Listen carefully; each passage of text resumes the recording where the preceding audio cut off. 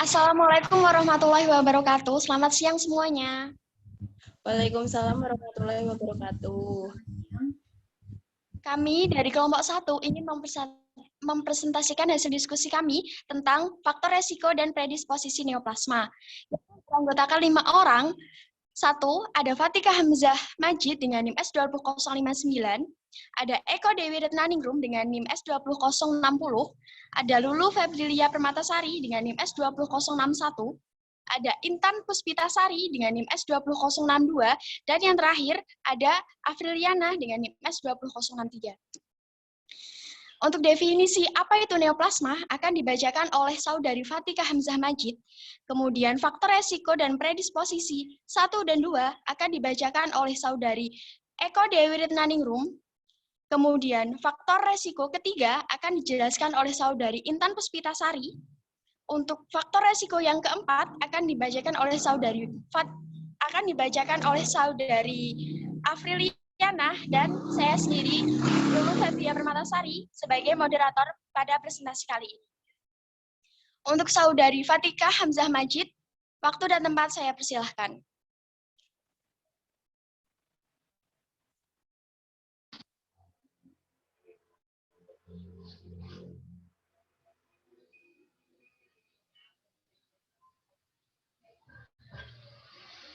Definisi neoplasma secara umum diartikan sebagai tumor dan ilmu yang mempelajarinya disebut onkologi tumor.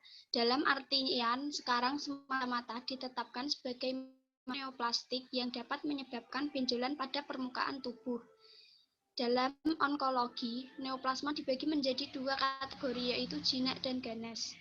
Neoplasma jinak memiliki ciri-ciri mikroskopis dan sitologinya tergolong relatif tidak berbahaya, di antaranya tetap dilokalisasi, tidak dapat menyebar di tempat lain, lambat membesar, sel tumor mendesak jaringan sehat secara bersamaan sehingga terbentuk simpai atau serabut pembungkus yang memisahkan jaringan tumor dengan jaringan sehat, mudah diangkat, dan tidak menyebabkan kematian penderita.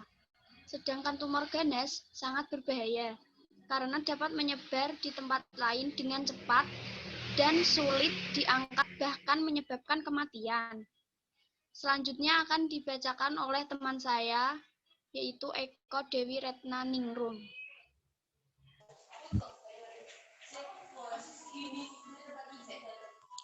Faktor resiko dan predisposisi. 1. Usia. Secara umum, frekuensi tumor meningkat seiring pertambahan usia. Hal ini terjadi akibat akumulasi mutasi yang disebabkan oleh berkembangnya neoplasma ganas. Selain itu, menurunnya imunitas yang menyertai penuaan juga berperan. Yang kedua, faktor genetik. DNA merupakan sebuah paket yang terdiri dari gen. Tiap gen membawa instruksi yang mengatur fungsi sel di dalam tubuh. Kesalahan instruksi di dalam gen bisa menyebabkan fungsi sel tidak normal, sel tumbuh secara tidak terkontrol, dan akhirnya bersifat tumor. Mutasi DNA bisa terjadi karena pengaruh genetik atau keturunan dari orang tua. Kemudian faktor resiko dan predisposisi akan dibacakan Intan Puspitasari.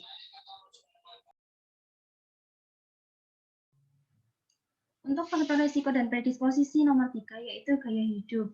Gaya hidup tidak sehat merupakan faktor pemicu terjadinya tumor atau neoplasma, seperti mengkonsumsi makanan yang tidak baik, tidak bergizi, seperti junk food, dan minum minuman yang beralkohol atau miras.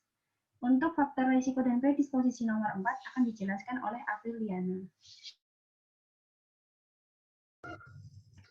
Faktor risiko dan predisposisi nomor 4 yaitu lingkungan.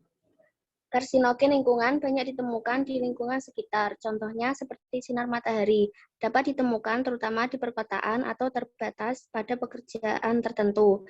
Hal tertentu dalam makanan dilaporkan mungkin merupakan faktor predisposisi, termasuk diantaranya merokok dan konsumsi alkohol kronik. Terima kasih. Sekian dari kelompok kami. Apabila ada salah kata, mohon maaf yang sebesar-besarnya. Billahi taufiq wal hidayah, wa ridha wa inayah. Wassalamualaikum warahmatullahi wabarakatuh. Waalaikumsalam warahmatullahi wabarakatuh.